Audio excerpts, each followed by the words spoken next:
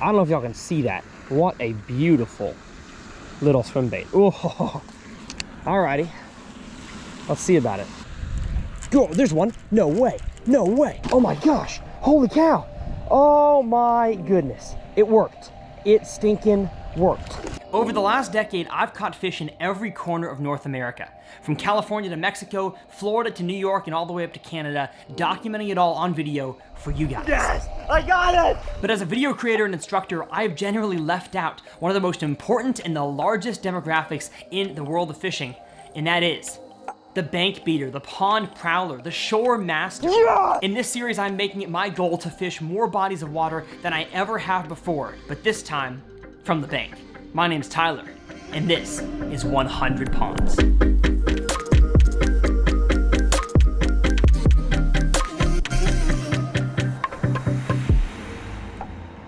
Oh, y'all can't see me. What's up?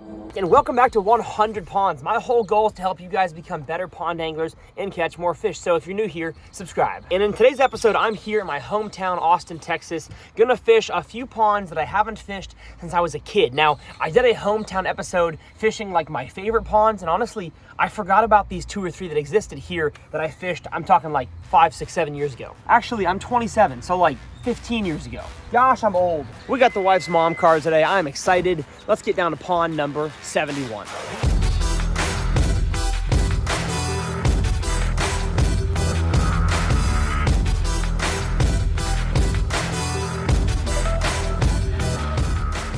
Now, the cool thing about pond number 71 is that this pond has been here for a long time, but just recently, maybe it's because, hint, hint, people put big fish in here from elsewhere. Maybe not. Not gonna say whether or not I was a part of that. But from what I hear, the fish, and especially the large fish, have flourished in this pond. So I'm not expecting to get a whole lot of bites today, but because I've been here before, I know exactly what to throw. I got a topwater frog. I have a wacky worm, the new mock stick, and I have a soft plastic glide bait, a very expensive one that I believe is Japanese. So we're gonna start by fishing the frog a little bit. The problem is I'm here late in the season. We'll talk about kind of more conditions as I get to the open water area, but the reeds have grown incredibly thick. So I don't really have a huge casting angle here, but I do wanna see if I can get one on the frog in this more sparse stuff that I may be able to flip and pitch through. Gosh dang it, already got a dang twist. Who's calling me already? My wife. She's feeding the boy, and I'm feeding the bass. All right, I got no casting angle, so I don't think this is gonna work here. But I will make a few pitches to the edge of these reeds here with a wacky worm, just because I see some white spots that could be beds. Although it may be a little bit late to find beds in this pond, because in this town here, they had a pretty warm spring. I walked around the edge of the cattails here, and so because they had a warm spring and the spawn generally happens about a month earlier in Austin than it does North Dallas, where I live and do most of my 100 Pond stuff, I'm not assuming I'll find any beds today. It's possible, but again, with a small, shallow pond with not that many fish, and especially of the spawning fish, they're mostly giants, I don't think I'm gonna find any. So it's probably gonna be a slower moving bait or a slower soft plastic type of day, but I do have that frog rigged up just in case I can trick one of these big ones into eating. And I'm gonna be honest, in the decade plus that I haven't fished here, the conditions have changed. It still has reeds, still has snot grass, but I don't see any healthy vegetation out there in the middle. So it kind of remains to be seen once I throw lures that have a little more snagginess, like the swim bait out there in the middle, if there is grass. But it kind of looks like the health, or the at least visual health of the pond, has gone downhill. But all we got to do is catch one fish, and that's a success. So that's what we're shooting for. I got to make a risky cast, kind of over some of that stuff to get my frog where nobody else probably has. Although honestly, I can't even tell if I get a bite. I can't see through the reeds. I did not get a bite. Time to give this soft plastic glide bait a try. Honestly, forgot the company who makes this, but it's definitely tough to acquire. My buddy John was able to get me one, and it, oh my goodness. I don't know if y'all can see that. What a beautiful little swim bait. Oh, alrighty. Let's see about it. Not even totally sure of the retrieve to use with this thing, but I'm just gonna slowly reel it after I've seen what it does when you do that nice slow retrieve. And it's crazy, I can actually feel like the kicking back and forth of the tail. Swim baits is definitely a topic of lure that I want to cover more on the channel, but in order to cover it more, I've got to catch more fish on it. So that's kind of my plan for these next few months, is to force myself to throw swim baits a little more and hopefully catch a few giants along the way. But look at that thing. Oh, it's like a fluke. Oh my goodness. Beautiful. I'm honestly thinking my biggest problem here is actually going to be water visibility, which I didn't think that was going to be a problem. But again, I haven't fished here in a long time, and we did recently have some rain, so that could be the reason for the muddy water, or it just could be not as healthy. So I'm going to move down the bank a little bit here, see if I see anything scurry off the bank, but I'm not even seeing any remnants of beds. So I think we are long past that time period, which is crazy because up where I live in Dallas, the fish are like just now moving up to spawn. So just that big of a, I guess, environmental, you know, latitude change can have a huge effect on when they spawn. And I've always known that, you know, in Austin, the fish always spawn as early as January sometimes, depending on the winter. So I shouldn't be surprised, but still crazy that I could post-spawn fish today and pre-spawn fish tomorrow if I just drive 5 hours. Almost. Oh, goodness. Tipsy this morning. Oh, I want to catch on the swim bait so bad. Yeah. Now this is one of those locations that the older I get, the more dangerous it is for me to fish here. I still got good ankles, but give me a decade and probably can't fish this pond anymore. I feel like I'm scaling Half Dome. Oh, I see a bass right in front of me. There was a small bass right here. Where'd he go? Where'd you go? There he is. Oh yeah, come find it, buddy. Oh yeah. You gonna eat the wacky worm, huh? Why would you not? It's delicious. Oh, we got a fry garter. Oh, heck yeah. We're catching this guy. I see a little cloud of bait fish right here, and that's the brand new bass fry. And this is the male bass that's still guarding the fry. Which more than likely, if I pester this area enough, that guy will eat. Although the problem with some fry garters is that they're not really that aggressive. Like, they'll stay around, but they're not gonna bite. I think that's how this guy is, to be honest. He's around, but I don't think I'm gonna entice him into biting. Yeah, as a matter of fact, it's not enticing. It's, I've got to irritate him and scare him enough into biting. Here we go, here we go. Nope, nope. He's not gonna bite. Sometimes, just like bed fishing, you gotta make a cast from far away on those fry garters to get them to eat. All right, keep moving. But just seeing that fish right there definitely gives me a clue, gives me a little bit of insight into what these fish are doing.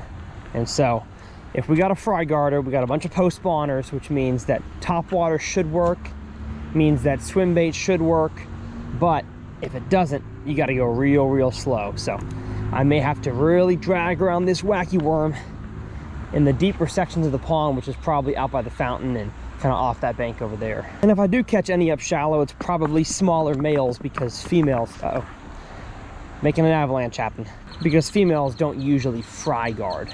I'm gonna work my swim bait along the edge of this cypress tree. It's got a bunch of roots in the water. See if I can entice a big one. Come on out of there. Good morning. Delicious swim bait here, just for you. Could have sworn I saw one. Let me try the dang wacky stick. Yeah, I'm not feeling any vegetation out there. I feel like with a wacky worm, I'd be kind of snagging stuff as I retrieve back to me, and that means it's all dead or non-existent. So kind of opens up my possibilities for what I can throw out there. I can now throw a lipless crankbait or a hybrid hunter if I wanted to. But again, I'm not sure if the fish are gonna be in that type of mood. I want them to be. I feel like they could be, but it's immediate post-spawn. I think they need to be slowly fished for, not crazy fast reaction bait type stuff. But you know what? That's what the series is all about, is figuring out what these bass want, and I'm not the expert, so I just know a few things, and sometimes they're wrong. Uh-oh. Uh-oh. I see a fish. I feel like there's a fish right here. I keep seeing some movement, some wakes. So I'm gonna make sure I fish this area super slow. I think it's a little shallow point. Yeah, it is. Oh gosh, he ate it. He ate it and totally missed it. Try with the frog. I'm gonna get the wacky worm. Gotta run. Look like a fool for all these cars driving by. But I've got a bass to catch, and I think the wacky worm will get it done. If you've not seen my video talking about follow-up lures to topwater, I made a whole instructional about why you should have soft plastics and jigs and stuff to go back after you miss a topwater bite. So I'll leave that video linked down below, and hopefully right now I can prove what I talked about in that video. I see a fish. I'm not sure if it's the one I was just looking at. Where you at, buddy? Like I said, I don't think there's many bass in here, and the ones that are either tiny or big, and I'm probably fishing for a tiny one right now. Oh yes, sir. Oh my gosh, dang it. Oh, I had him. I had him. My line was running away. I set the hook and he was teeny tiny. Half a success, how about that? The fish that I came over here to chase was about 3/4 of a pound, maybe. Definitely not the size that I wanted. And unlike bedfish, I've not found fry garters to eat again very often. So looks like we botched our chance there. We'll catch one, we'll find one somewhere. Eat it. Eat it, you son of a gun. We got 2 bass behind me. 2 of them. Where's my wacky rig? Get me my wacky rig, please. Well, the glide bait brought 2 bass in. Let's see if they stuck around and want to eat a wacky worm. I guess not. Man, this is tough. I know there's bass in here. I know they're caught all the time, but maybe they're a little more pressured than they used to be, or maybe I stink. That's possible. I'm not gonna lie, this has been very, very tough. Gosh, a big one. A big one just scared from this tree. Man, I should have made a cast with the frog here before I walked over here. Dang it. That's on me. Dang it, dang it, dang it. Like a 5 or 6 pounder just spooked out from this tree here, and I totally could have made a cast there. Man, see if he'll bite a wacky worm. Probably not.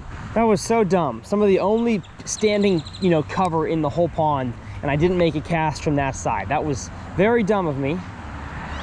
Don't do what I did, folks. I was kind of in a rush to get to this casting angle here to cast at these reeds, and I totally forgot to cast at a very obvious piece of structure. Well, I think my only last redeeming effort is going to be casting a frog along the edge of these cattails here, hoping I can cast to where nobody has gone in a long time.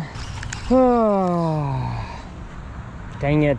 Gonna make a few more casts here with the swim bait. Well, nothing on this thing. Definitely want to catch more on it. Gonna commit to it, but not today. Let's grab our wacky rig hook here. A brand new official pack of the new mock stick.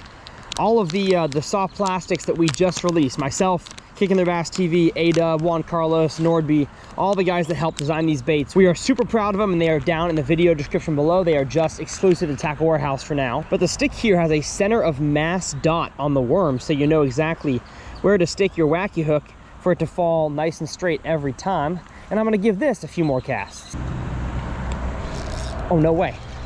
Oh, no way. Another one. Another one. Hey-o. Let's stinking go, baby. Mock stick, wacky style, first cast back. This one's even got a little bit of lipstick. Oh, and we're on a roll. Let's go. If y'all ain't checked out the new soft plastics, you should. I'll have them linked down in the video description. Because I really think, as far as pond fishing goes, some of those finessier soft plastics are the ways to get bites nowadays. And this is a 4.5-inch kind of slim stick bait. And I really believe it gets more bites in ponds, especially pressured ponds. And I think that I've proven it in those last few fish there. There's about a 1.5 pounder that's coming after my swim bait almost every cast. I just gotta get him to eat it, and we'll be at a success. He's gotta be a fry garter. Keep snagging all this snot grass. Eat it, eat it, eat it. Oh my gosh. Maybe he'll eat a wacky rig, maybe. What I need is somebody to anger him on the swim bait, and then I throw the wacky rig in immediately after. Need someone to tag team this fish with me. So I don't think he's gonna eat a wacky rig. Yeah, no reaction. Oh, he's biting it. He's biting the old wacky, huh? How about that? Got him, yes sir, yes sir. Oh my goodness, folks. That right there was worth it. Come on, come on, come on. All of those casts, all of those lure changes and doubts of myself have resulted in a bass and a success in pond 71. And once again, I can't overstate this enough. This pond more than likely would have resulted in a skunk for me if it wasn't for polarized sunglasses. So whatever brand you have, you gotta wear them. And if you don't have them, I'm sponsored by Amphibia. They are an awesome glasses brand. The glasses actually float in the water. I would throw them, but I'd rather they stay dry. And if it wasn't for me seeing that fish, I would not have caught that fish. It happens so many times throughout the spring and the summer. And so if you're not wearing sunglasses, polarized sunglasses, you are actually handicapping yourself out on the pond. Yes, sir, that hypes me up. I don't care if it was 1.25 pounds or 10 pounds, that gets me going. Has this pond turned out like I hoped? Absolutely not, but you know what? We have caught one. And you guys ask all the time, Tyler, do you ever struggle at ponds and lakes? Absolutely I do, and this video has showed that, my goodness. The immediate post-spawn is one of the hardest times of the year to catch fish, especially when they are kind of recovering from the spawn. They're not quite feeding up yet in that summertime mode. Man, it is hard to get a bite, and catching fry garters is probably one of the easiest ways to do it. But you have to have the right gear, the right equipment to find and catch those fish, and they're not always easy. Oftentimes bedfish are easier than fry garters, but we got it done. Well, my GoPro died, so phone it is. And I really think that I've learned all that I can learn from this pond today. I'd probably wait a few more weeks before coming back here if I lived in town, because the fish are not quite in a aggressive feeding mood yet, and I want to catch them on top water. I want to catch them on a spinnerbait and a swim jig, and I just don't think they're in the mood for that yet. So I learned some stuff, I caught some fish, I botched a few things as well. But you know what, all in all, a good pond 71. I say we get out of here and head to pond 72.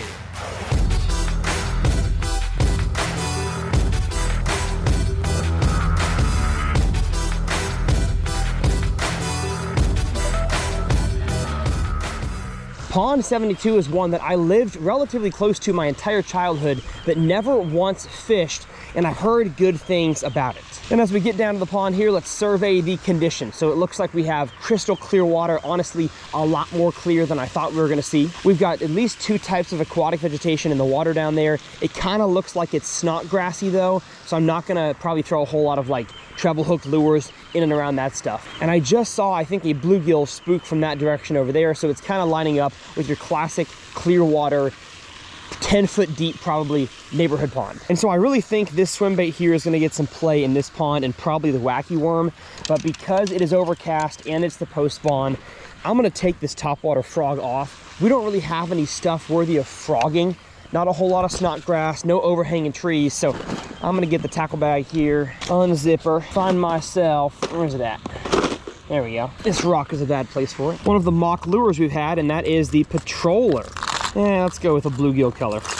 We did recently release size extensions. This is the Patroller 110, but I think for the lack of wind on this pond, now there's wind up above the pond, but we're kind of down here in a gully, so I don't think we need the bigger Patroller, and I would rather go a little more finesse because I'm not sure the size bass in here. And it's funny because I don't think this topwater is really going to have much play in the Dallas area, like I said, where I live, for at least the next like 3 to 4 weeks, until a lot more fish start getting off of their beds or kind of close to the end of the spawn. But here, it is post-spawn. It's wild. But a 5-hour drive definitely can make a huge difference in lure selection, because these are in totally different seasons. And I've got a good feeling about the Patroller.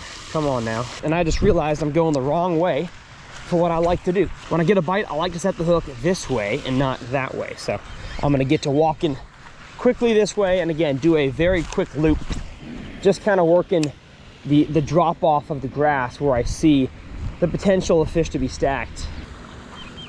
And I can definitely see that it is shallow in this little corner right here. So not to say I can't get a bite, but probably only on a super long cast for a fish that's very aggressive.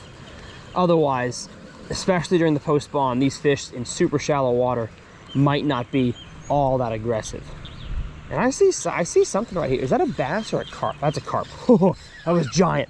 I was like, if that is a bass, we have a mega on our hands, but it was a grass carp. Yeah, y'all could see on that drone shot, the water back here is a little too shallow. And my goodness, this water is so clear. I see a small bass. He chased it. He chased the Patroller. Too small, too timid. I gotta keep walking.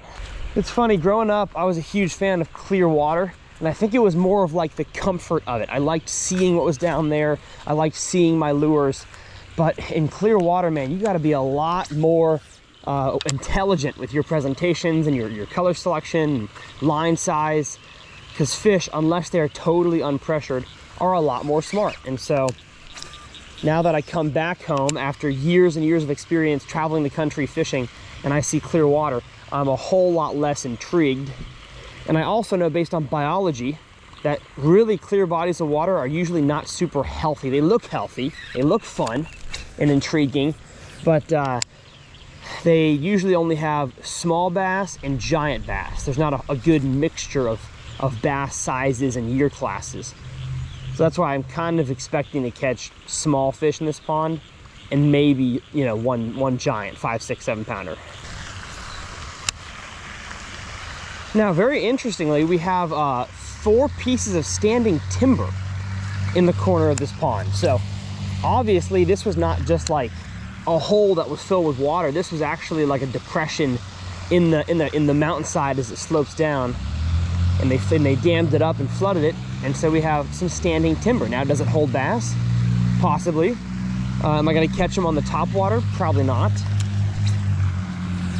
I'm guessing it's too deep out there for a bass to be coming up this high. Okay, now the wind is here. I didn't feel it on that side, but it's on this pond, at least on this corner. All right, well, I'm not feeling topwater vibes, honestly, on this pond. So we're gonna switch to the soft plastic glide bait. Now, are there any small gizzard shad in this body of water like this looks like? Probably not, but I don't think there has to be. I think in clear water, fish are just really curious. They use their eyes to feed a lot, not just their lateral lines and their senses. And so I think if I can get something to follow this thing, maybe he'll decide to take a swipe. And again, clear water, this bait makes a whole lot more sense than it did in the first pond. Hold on, I can see it from here. It looks juicy. Oh man. Now again, there is a risk factor with this, that it's a larger bait. You gotta have a larger fish that's willing to eat it, but that's kind of all I'm after today. Pond 71, I caught small ones, not really feeling that today. I'm gonna grab my wacky rig rod, take it with me, because I feel like once I get to the other side, I want to cast a wacky at those sticks.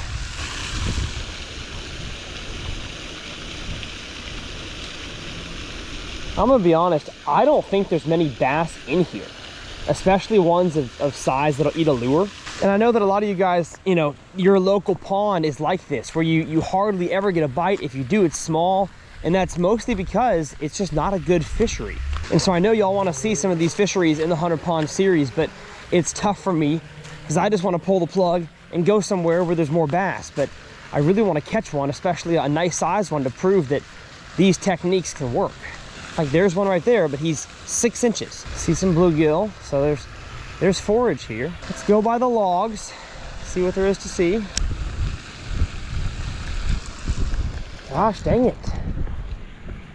I'm cold. Oh. No way. No way. Oh, I had one. He was 4 inches. That should be the cast. Right in between the 2 deepest stumps. Let it fall all the way to the bottom, baby. I'm gonna give it like 20 seconds. Oh, the sun's poking out. Maybe that'll change the conditions a bit. All right, we're at the bottom, I think. I'm gonna give it some hops. Really feel my line as it drops. Come on now, that rhymed.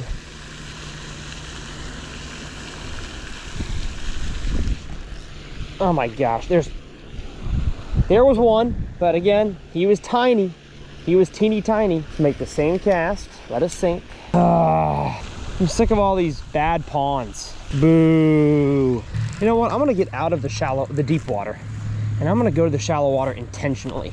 And I don't mean like the really shallow corner, but just this shallower area over here, where my bait, at least out in the middle of my swim bait, is probably in, you know, a better strike zone the majority of the time. Because I think if I cast out toward the fountain, most of my cast, it's too deep for this swim bait that really doesn't sink that far down to you know, attract any fish. So I think if I make some more casts over here, any bass in the area are definitely going to see this thing at least.